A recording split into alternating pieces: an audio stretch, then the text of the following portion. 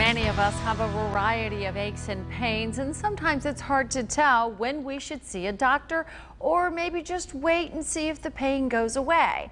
So this morning we have Dr. Robert Hurley from Wake Forest Baptist Health to talk to us about this persistent pain. Good morning, doctor.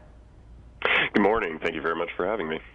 So my first question is, what constitutes consistent pain? You know, sometimes we have aches and pains, but what does it take for them to be consistent?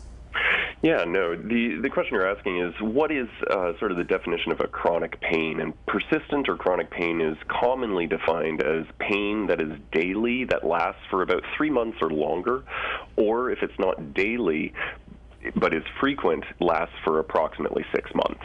Wow, that's a long time, though, to have to deal with pain. So when should you see your doctor about persistent pain?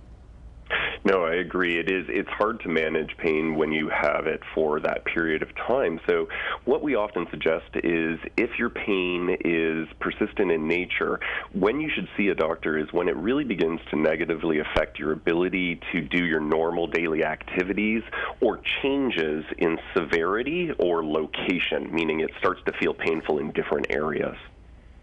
So does it mean that we need to stop all activities, especially if you're an active person? Well, no. Generally speaking, when you are talking a pain that occurs all of a sudden, things like rest are perfectly appropriate. The usual recommendations are rest and ice to like a strained muscle. But if it is something that is lasting for many days, weeks, into months, inactivity is actually something that can make it worse. The recommendation from a long time ago was, like, you hurt your back, then you do bed rest, and you do bed rest for a long period of time. What we found is that actually worsens the person's low back pain. So activity oftentimes can be your friend, even though it can be uncomfortable. So what are the safest ways to manage persistent pain? Lots of people these days are very wary about becoming, addicted to painkillers. No, I agree. And painkillers, the nature of what you're talking about is usually the opioid painkillers. And those are generally not indicated for the vast majority of persistent pain. Safe ways, other ways, including many safe ways, are things that people often don't think about. One is what we mentioned, physical activity. Simple things like stretching, exercise, or more formalized approaches like yoga or Pilates, if able. Those are actually extremely good ways to manage pain.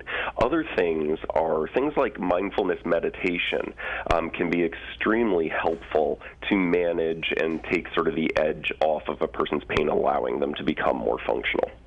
There's things like, really good ways to do that. Is there maybe a website with tips that people can go to? Are you aware of any?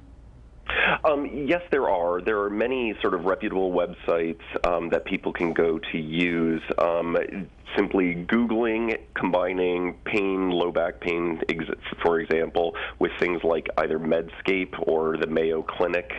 Both of those actually have very good layperson recommendations for how to manage the person's pain. Awesome. Dr. Hurley, great talking with you this morning. Thank you so much. Thank you.